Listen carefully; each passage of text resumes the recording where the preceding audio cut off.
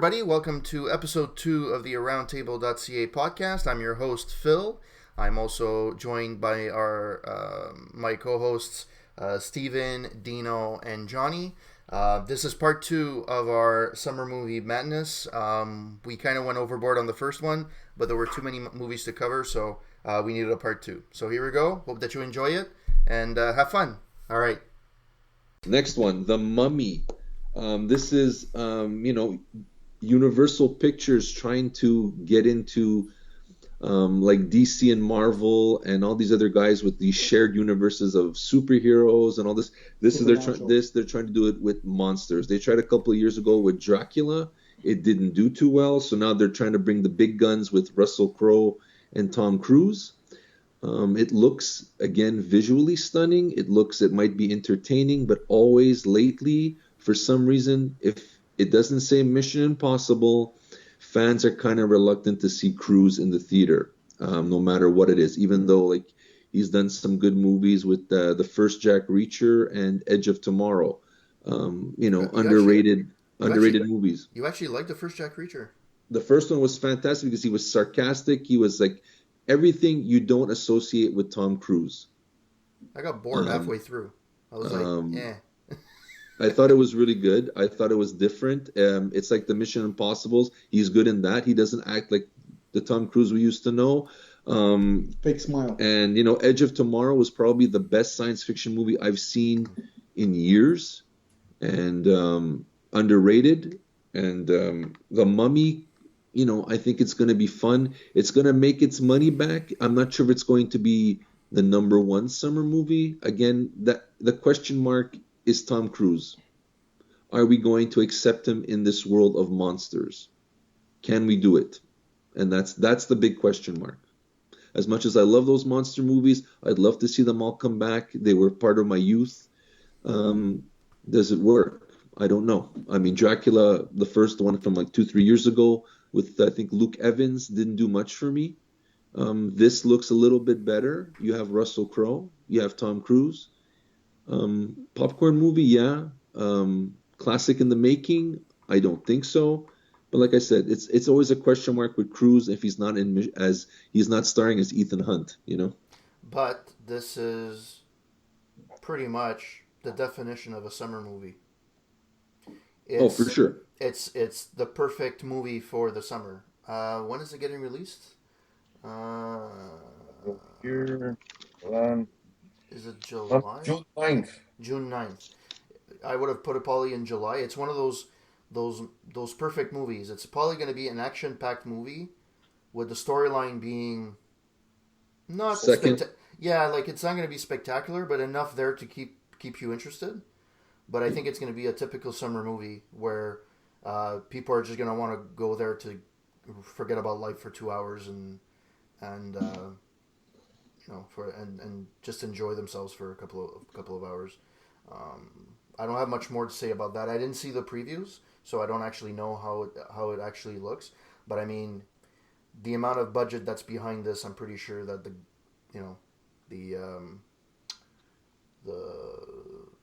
quality is going to be up there in terms of visuals.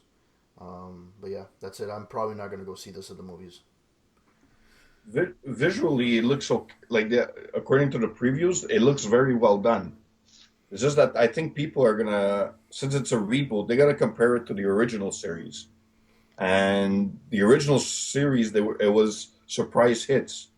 They weren't, they were average movies and they had their followers. So I don't know about this reboot. I'm not too sure about it. Well, for me, the Mummy, I think is what happens. The Mummy, the rebirth, the original ones, it was what, 15, 20 years ago? Yeah, about. Yeah. So now what happens, they're going for the new followers. And do they have the right stuff? That's the iffy part. It's like, so far what I'm seeing as a trailer, it looks impressive. The story looks kind of realistic. And at the same time, they don't give me enough much who's going to backstab who and whatever. I would love if when the movie, one of the big actors dies unexpectedly by getting killed and everything, that throws me off the Hollywood trail, because automatically you see Tom Cruise, you see he's with a beautiful actress, then I fall in love with each other, and that's what I don't need. If it comes to Hollywood, I need a barf bag. But Tom Cruise does die in the trailer. He does? Yeah. No, he might be reincarnated because the mummy got reincarnated, and they got But if he Still dies, dead. I'll love it.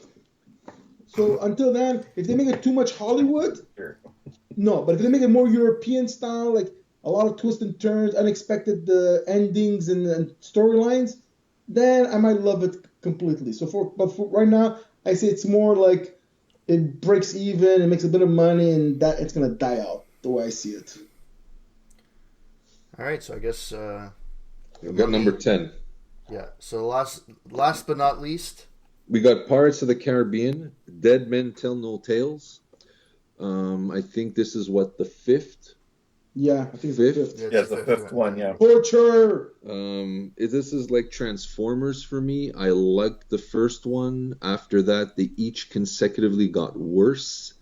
And as good as Johnny Depp is, couldn't save these movies. And this, the only thing going for it, there has been a 6-year gap.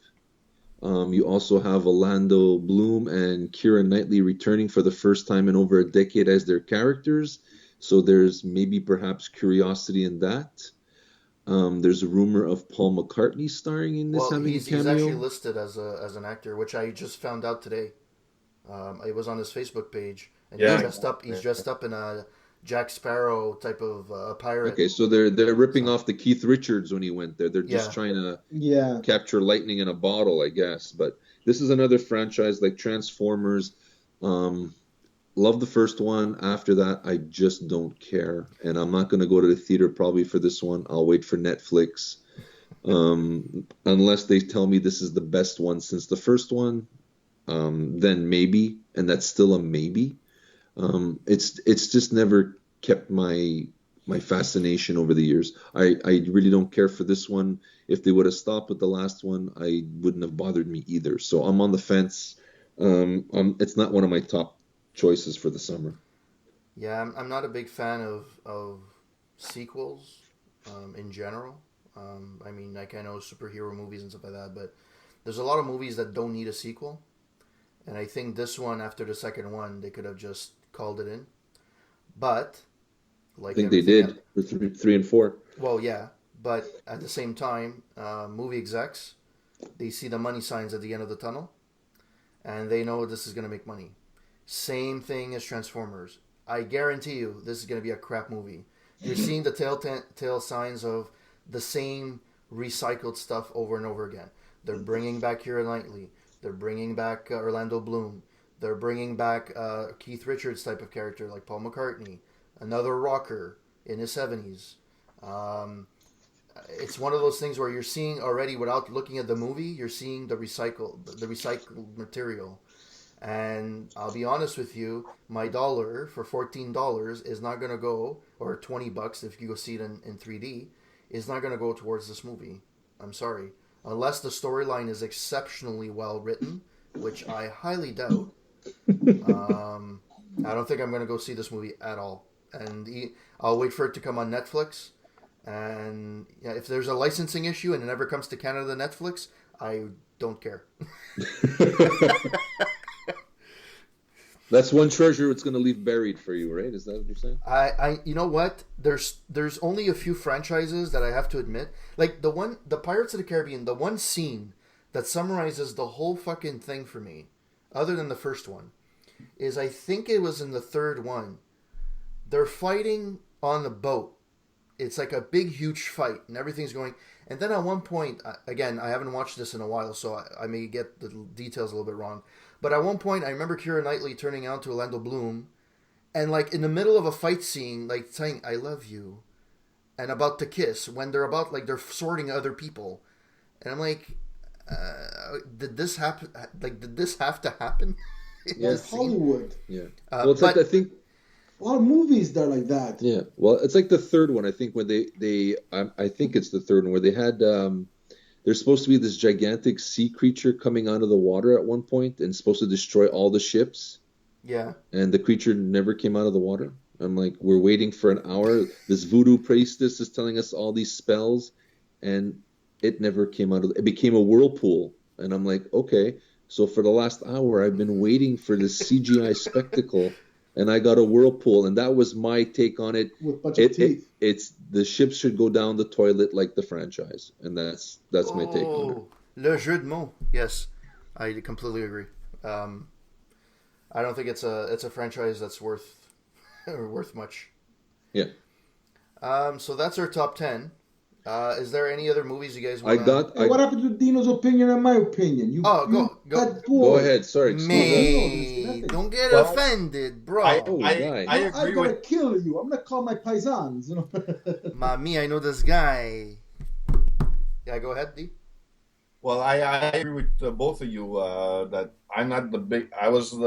I enjoyed the first movie, and after that, I just lost interest. So I haven't seen the last 2, 3 last ones. I haven't seen it, and I saw the previews today, and it doesn't really interest me. The only thing that's I'm curious about is to see Paul McCartney, but even then, it's probably a really small role, some like a cameo type of role. So I don't know. He's not an actor, right? So it's not as if he's gonna have like these huge lines. Well, true. He's probably going to sing "Pirates on the Run." You know who they should have gotten? Michael Bolton, because he has that song with what's his name with the why can't I remember their names? The guys that had Jizz in My Pants, Dick in a Box. What the fuck is the name of the group? Andy Sandberg and his fellow guys. He sings like a part. Your coffee, huh? No.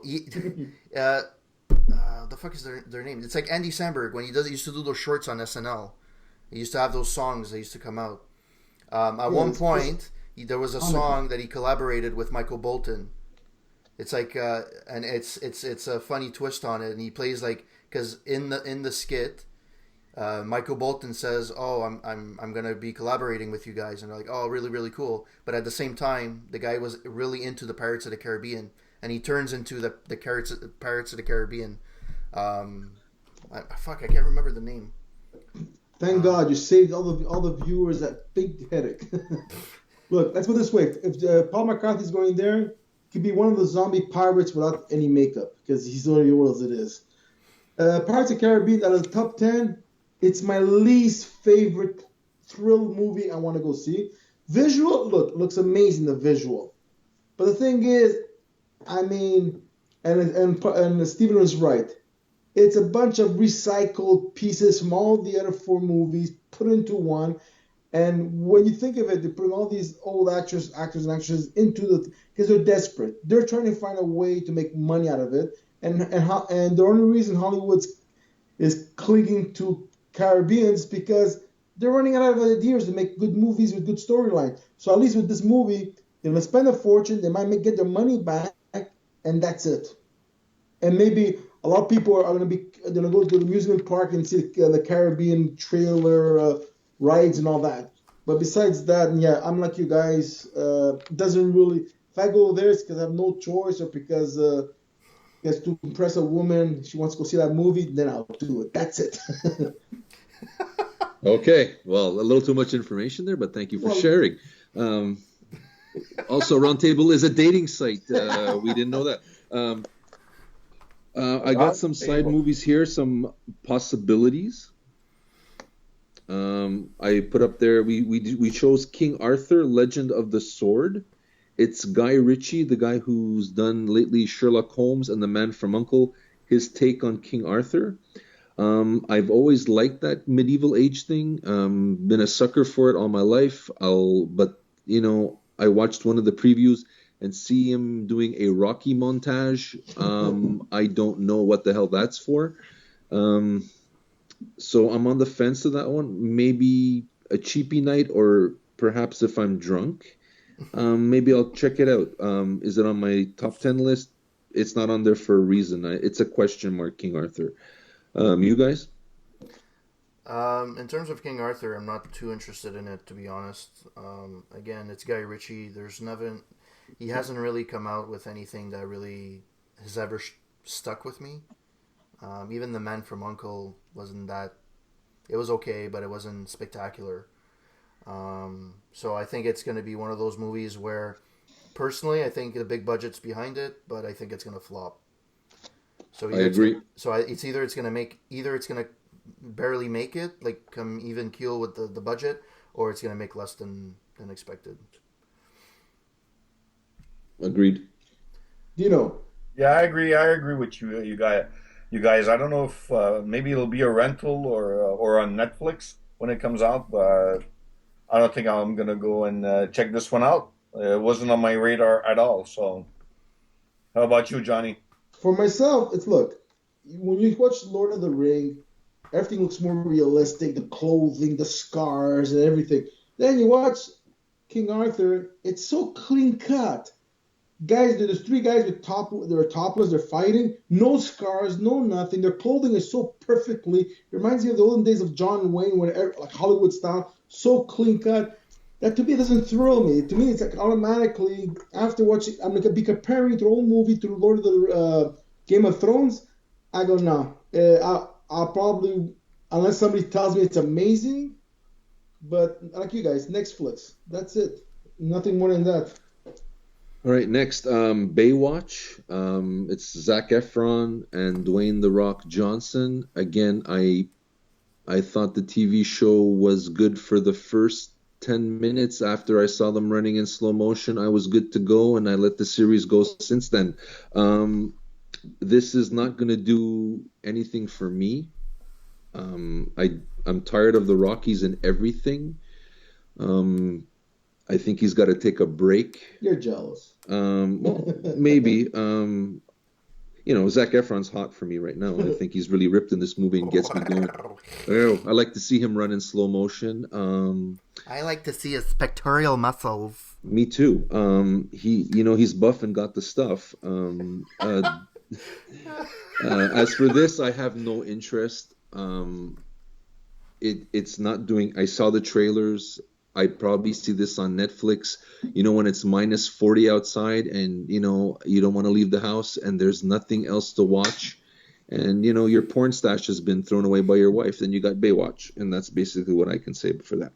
Yeah, I think it's a product of its time. And from what I saw from the movie, at least the premise of the movie, it looks like it's something different. Like they just came out with what was the other movie they came out with that was a reboot from a TV? Chips. Was it Chips? Yeah, and that went nowhere. Oh yeah. But you know why? Did you look? I looked at the previews. Yeah, it had nothing to do with the TV show. It was just like, okay, yeah, the two people were, one Hispanic, whatever. They were cops on bikes, but the TV show wasn't a comedy. TV show was a buddy cop show. The movie, at least the previews, let it show as if it was a comedy, slapstick, falling apart, doing mistakes, whatever, which is not what the original movie was. And if the movie wasn't interesting, on top of that, that didn't help it. I think Baywatch it's in the same vein. I mean, The Rock isn't bad. I mean, he's not a bad actor. Zac Efron either. He's not a bad actor. I just think Baywatch was good in the 90s. With Baywatch and Baywatch Nights and whatever else came out, the spinoff that came out of that. But I just don't see it. It's going to make money at least in the first few weekends for sure. Just because it says Baywatch and whatever. Yeah. But other than that, other than eye candy, because obviously you're going to see people in bikinis and, and obviously The Rock is pretty buff and Zac Efron too. I don't see the appeal of this movie. It was a good TV show to watch on Saturday night at 11:30, but not a 2-hour movie or whatever the running time is on a bunch of lifeguards. I just don't see the appeal of that. Well, according to the previews, it looks like they're trying to make a comedy out of it, a bit like Chips, but a little bit better type of thing. They're going to attract people because The Rock attracts people. I mean, he's on a hot streak right now. Everything that he comes out with, people go and see. So I think they'll probably make money, like Philip said, in the first couple of weeks. And if it's really, there's no substance to it, then it's going to die just as fast. Well, Baywatch is like Philip is right. It worked in the 90s, and it will not work now. It's the different times, different way of thinking. And Baywatch, I think you're right, Dino. It's example. They're trying to make it to a comedy realist, like almost like Lethal Weapon or something like that, and everything. It's gonna work for the first couple of weeks because you're gonna see you go there, and the lineups would be a bunch of teenagers from high school or some of them CJEP, and that's it because they're gonna want to go a bunch of friends go see this and this. For me, there's no thrill. Like to me, I find Baywatch, it's a movie made for TV. That's it. Yeah, actually, that I agree with that. Yeah. Could have been Yep. you know what? Any movie that tries to get the nostalgia crowd while trying to bring something new often falls flat on their face. Yeah, you're right. Usually either they're way too nostalgic for the new crowd, Or not enough. or they're not. It's too new for the old crowd. Like Ghostbuster. It Um, crashed big time. yeah, but the thing about Ghostbusters, okay, yeah, there was a lot of backlash, and that didn't help before the movie was released. But the writing's not that great. I mean, Look, forget the fact that it was a female cast and whatever. To be no, honest, something. the actresses in the movie are good actresses. Yes, Melissa McCarthy is great. Kristen Wiig is great. Leslie Jones is great. Leslie Jones is amazing. I love her. So I love the yeah. actresses on their own. They're great. The problem with the movie is that the storyline was beyond like lackluster. It didn't keep me interested. The comedy, Kate McKinnon is the only kind of comedy that kind of made me chuckle here or there. But isn't it embarrassing? Like I was saying the same word when you were talking. Through the whole movie, I just chuckled. I didn't even laugh. I chuckled. That's embarrassing when you watch a comedy movie at a theater and you're chuckling, but you're not laughing. At And least it's you supposed to be a chuckled. comedy. That's for me. It's like it just tells you that there was no chemistry. There was no comedy material. It was a bomb. Like I looked at it, and forget about it's a female crew because that's crap. It's just there was no comedy chemistry in there at Well, all. the problem the problem that I found with it is they try to make it look and feel like the original. So if you look at the ghosts were in the same are just an HD version of what they used in the Yes, Yeah. '84 more movie. special effect. So it was just an updated version of that. They could have done something a lot better. At least visually, they could have tried a little bit more. So from that, whatever. Okay. Next movie? Yeah, sure. What's the next movie? Okay, it's not one that it's Dunkirk, from Christopher Nolan. Um, it's based about the battle in the evacuation of Dunkirk, France in World War II, and it's told by the perspective of by land, by air, and by sea, by soldiers and by the people that it happened to.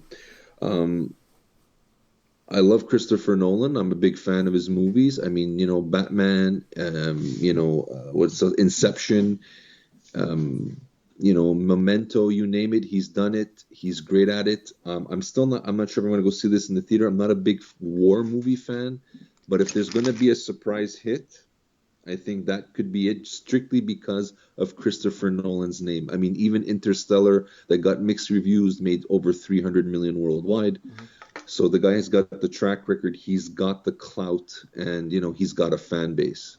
And I think it's going to do well, although I'm probably not going to run out and see it. Yeah, I'm trying to remember the last war movie that was decent. I think the last big one was Inglourious Bastards from Quentin Tarantino, and But that's even I'm not that, it sure. wasn't. No, Yeah. something else before Well, after that. it was a war movie, but it wasn't like it Yeah, it's wasn't not like a real one, but I mean, what Saving Private Ryan was the last Yeah. big one, maybe. No, yeah, Yeah, big that's one. what I yeah. was thinking of. So like there hasn't been one in a while, at least done well.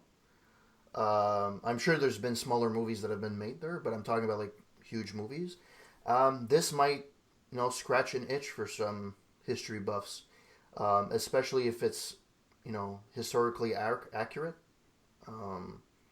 if it's like, yeah, it's point of views, but if it's, the facts, they get the facts wrong and stuff like that, maybe that's not going to work. But it could be a sleeper hit. There's always that. These are the types of movies that used to come out in the fall before, though, not in the summer. Where you had the dramas, the big epic movies, usually were in the fall. So I don't know where this fits, but I don't think it's going to unless there's like word of mouth and it picks up, I don't think this is going to be a big hit. If anything, it's going to be a sleeper hit. Okay. Dino. Oh well, I agree with Philip. It might be a sleeper hit. There's a lot of fans that love the historical dramas, so yeah, there's a fan base for that type of movie. So maybe they're testing the waters too to see if it is going to work in the summer instead of in the fall. So, Johnny, It's like war. Sorry. Go. It's like war movies. Like there's the Momentum Men, whatever, something like that, with George Clooney. Oh, I yeah. can't. I know what you mean, but I can't remember the I title. don't remember. There was one with the Brad Pitt in the tank and Yeah. all that. Oh, See, yeah. But see, there is a lot of war movies between Xavier Ryan, whatever. Like for myself, I don't care. It's like it's a type of movie I'll go because if there's nothing else to go see in the theater, if I have the itches to go see a theater, war movies, it's like for myself, and especially the latest ones are getting very realistic that you kind of feel like the old war movies like John Wayne, everything was so clean cut. You wanted to sign your name and join the forces. These war movies right now, it's like I'm no idiot. I'm no stupid. It's so realistically horrific, disgusting, and all that. That for me, it's like I don't want to go see. It's too realistic, in a bad way. Well, the thing is, you have to be in the mood to go watch those type of movies. Oh yeah, because it's very very deep. Huh? I remember when I went to go see Saving Private Ryan. That I actually went to see it at the movies, and you walk out of there and you're like, "Fuck, I'm depressed." Like you walk out of there like, "Okay, you know what? I'm gonna go home now." Yes, because we were depressed at the Um, same time. Because those actors who are faking they're dead. In reality, there was a lot of people that did die, and that's what it makes you depressed. And like this movie, I seen a preview, and you see these people coming out of the boat, and they're getting shot at, and some of these people they died because they had so much hardware on them, they just sank. It wasn't because they got shot or anything. It's because they have so much heavy artillery on themselves. They just sank like a sandbag. So this really happened, and when I put myself into that position, because do I actually want to go to the theater and watch a movie that gets me that depressed? I'd rather see it at home. So if in case it gets to a point I get too depressed, I put on pause or stop for a couple of minutes, do something else to get my brain out of the gutter, and watch it again. So it's not a kind of movie for myself to go to the theater because it's too refreshing on the realistic about what war is and even what war is right now, how much suffering there is. That's it for me for that one there. all right, I think I'm we getting should. depressed already. I think we should. I think we should go for the last movie. Okay. I'm gonna take Dark Tower.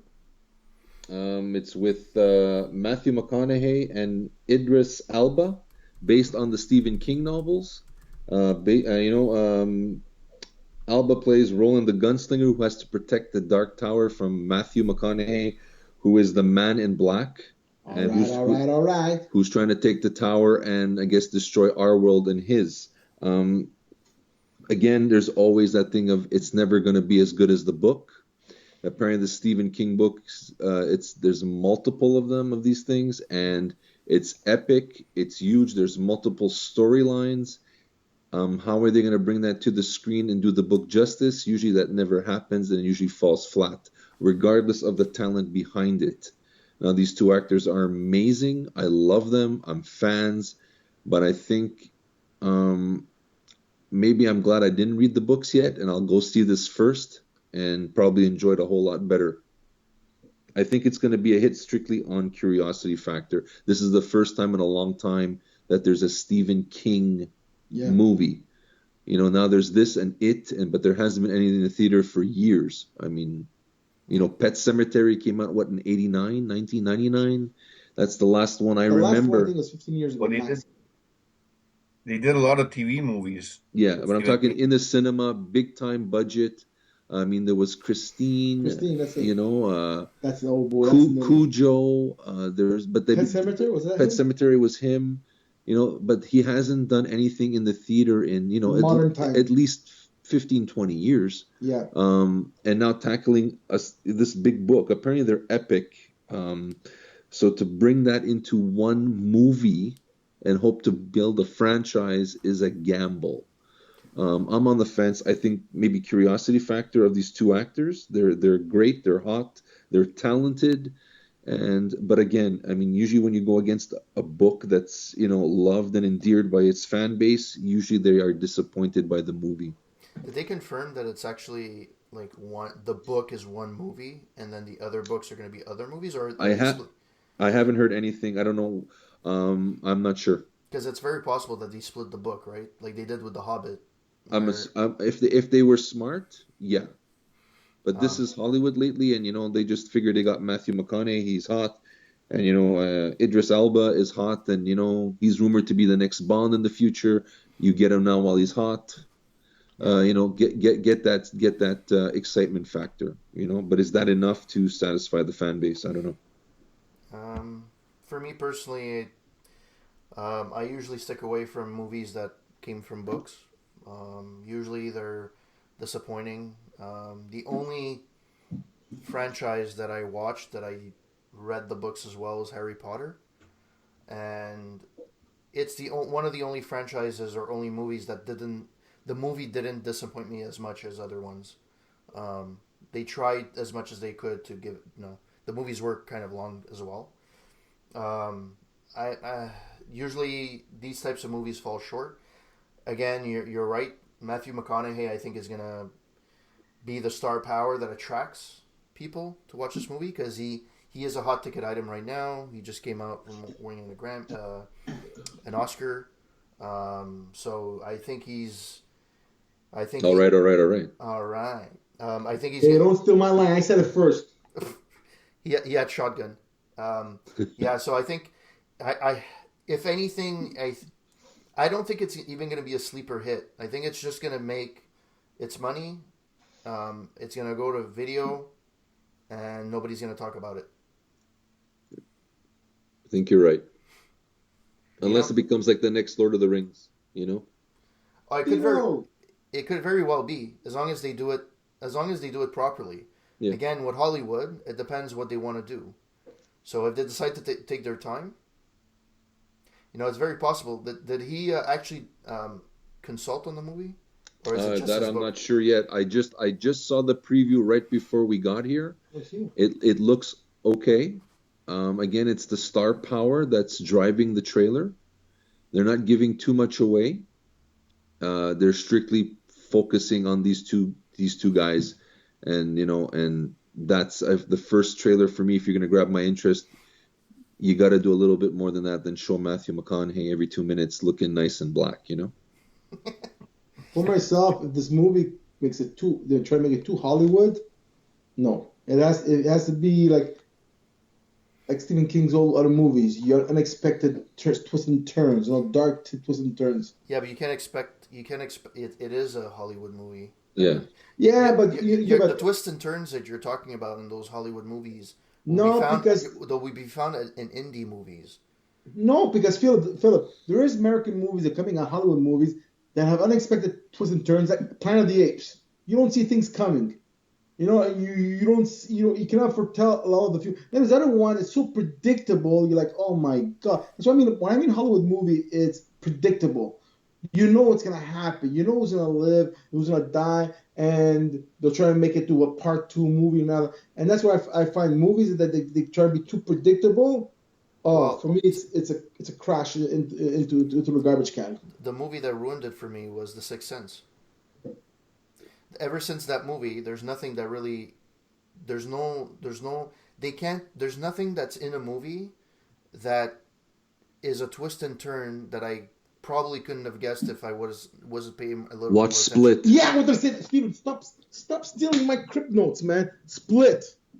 See that movie. I have Wow. I have one on my back. It's called a crack. Oh boy. Oh, the people really want to hear that. Wow. Look at the time, guys. It's no, I'm just kidding. Did Dino give your 2 Yeah, I cents? think. Well, I don't. I'm not a big Stephen King fan, so Okay. I don't really have an opinion on it. Okay. If it's available at some point, I'm probably gonna look at it, but I'm not gonna go out and see it. So If you entertain me for one more minute, I got one movie I'd like to say. I saw a preview today called Atomic Blonde with Charlize Theron and James McAvoy. She plays an undercover agent in 1989 Berlin. It's directed by David Leitch, who did John Wick, who did the surprise action movies of this decade. It's an R-rated action movie like John Wick. I think this could be the surprise sleeper. Charlize Theron looks amazing. The fight scenes are brutal. James McAvoy looks and sounds hilarious. I'm going to put my money down as a sleeper hit, Atomic Blonde. If it's marketed a little better, this could be the next John Wick, but for women. She kicked ass in this thing. I haven't seen fight sequences since John Wick that are that good. So my money is on this one for a surprise one. oh, cool. It sounds like a pretty decent movie. It's a female John Wick. I seen the preview. It looks very good. To me, it looks like if they had to do a movie on the Black Widow of the Avengers, that would have been it. Exactly. Yeah. A kick-ass woman that's beautiful, stunning, but she's a machine on legs, and that's what she is. And yeah, exactly. Well, I forget. She played with John Wick. What's the name? The movie. What's it called? With the Devil's Advocate. Yeah. And same thing. It's like the reflection. It's a female version of John Wick. Yeah, and it looks really good. Yes, and it looks very I was surprised this morning when I watched it. So I put it on my list as it may be the surprise hit, and we could have the next John Wick franchise. Yes, it's the same director, so you're gonna get action sequences that are gonna just be realistic. Realistic, but yet mind blowing, and you're just gonna go wow. But the thing is, the action. Look, let's go back. Take John Wick's action flicks and take Triple X. They both have amazing action.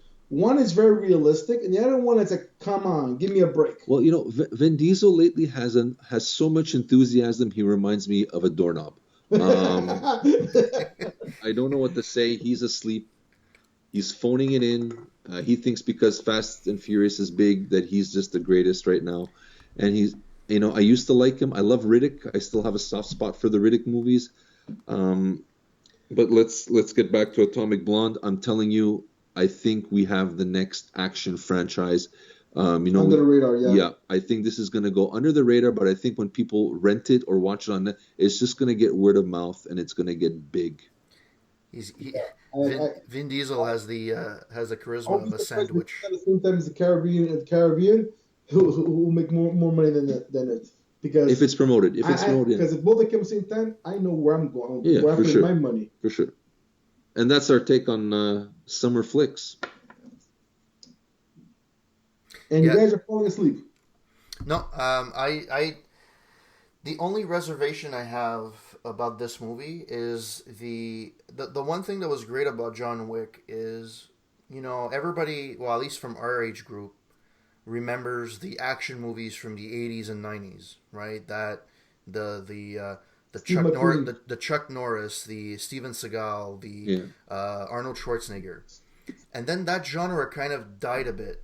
You had martial arts movies and stuff like that, but real action movies like an Arnold with the one-liners and until John Wick, it was kind of a dying breed of movie. And then John Wick came out, surprised everyone of how amazing it was in terms of an action movie. It's like, I don't care, I'm just going to kill everything, and its storyline was kind of unique. I didn't see the second one, so I can't compare really. The only thing I think that this Atomic Blonde, if what you're saying is true, is that you're going to have too many copycat movies that are going to look exactly the same. This time it's Atomic Blonde. Next time it's going to be, Steven Steele. Another type of movie that's, an action from the same director, and all the movies. But that was the same. bound to happen with the success of John Wick. We know it's right. It's but it's coming in quick succession, right? So you had John Wick 2, and now you're having this one. Yeah. There's going to be one every 1 or 2 years. It's great. I think I'm going to enjoy it. To be honest, to have a female version of John Wick is amazing, and Charlize Theron does actually look really good. And the cast is not too bad either. John Goodman's in there. Yeah. Sam Hargrave is in there. Toby Jones. So it's not a bad cast. If it maintains the level of quality as John Wick did, I think this is going to be one of those Friday night movies that people are going to go watch, and it's going to make its money. John Wick, you know what it is? Sorry to forget. It was kind of the day in the 70s. It's a lot of the action figure of Steve McQueen, Clint Eastwood, and Charles Bronson. Realistic violence, cops or action, and John Wick is kind of like that. It's very into a realistic action. Because then after, as you said, was right in the 80s and 90s, got over exaggerated with Chuck Norris and all those kind of movies. So that's why I like John Wick, because it reminds me of those old classic action movies that the guy, when he kills, it wasn't for show. It was realistic. The fight was realistic, and it was true to the form of reality. And plus, Keanu Reeves is hot, right? So I mean, not as hot as Charlize Theron. Well, how do you say it? I can't pronounce her name. Charlize Theron. See, she makes me melt so much I can't even pronounce her name. Drooling over here all of a sudden. Kleenex. And I thought it was just for me. But all right, guys. I think that this is a little bit longer than what we expected, but I think it was a really good discussion, and we could actually in the fall go back and see if we were on the ball or if we missed the ball completely. It's true. Yeah. So this is officially the closing of the first show. I hope there's going to be a lot more, and not everybody quit at one time. You guys, for all our listeners out there, you guys can follow us on Twitter at Aroundtable with 2 R's, ARR, Roundtable. You guys can also follow us on Facebook at Aroundtable.ca. We have a Facebook page. If you like what you hear, just like us on Facebook. And you'll be able to listen to our podcast on SoundCloud, iTunes, and Google Play. So, all right, guys, have a good week. You too. You too. And don't live party. The dream. And don't live the dream. Live the dream. Yes. Live the dream. Yeah. All right, guys.